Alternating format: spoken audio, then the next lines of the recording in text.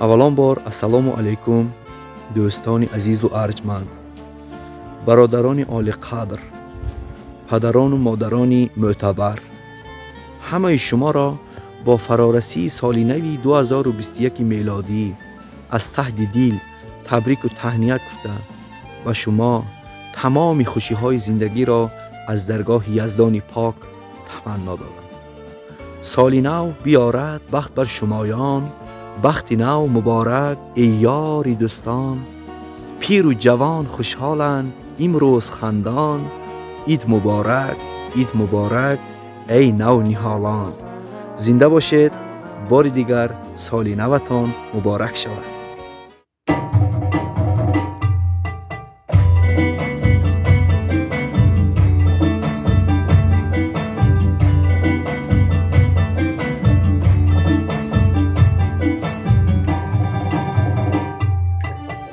گوش دل بادا شما را بر صدای زندگی،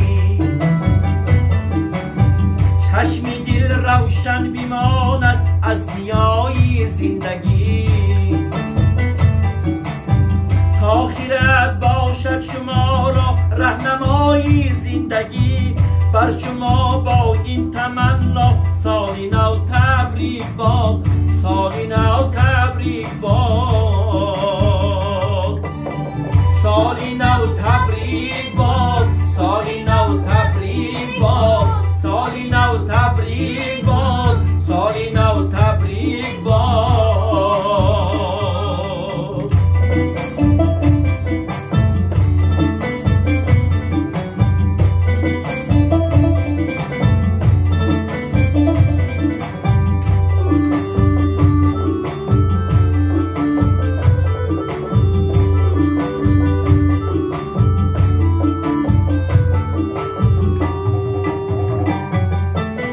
سالی نو نیکو در این سال بهر تاجی باد،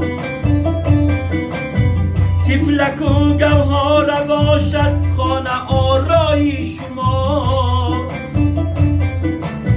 تا سرودی الله باشد شهدی آوازی شما، خمسی باری غم نگردد سروی بالای شما،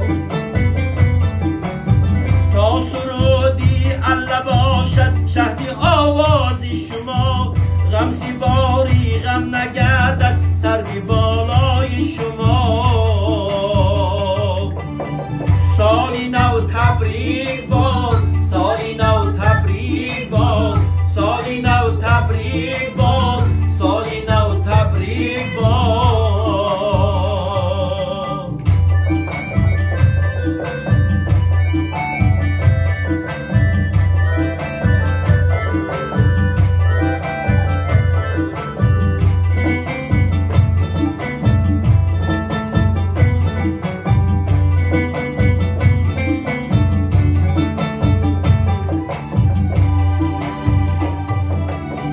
در محبت خانه دل ها بود جای شما،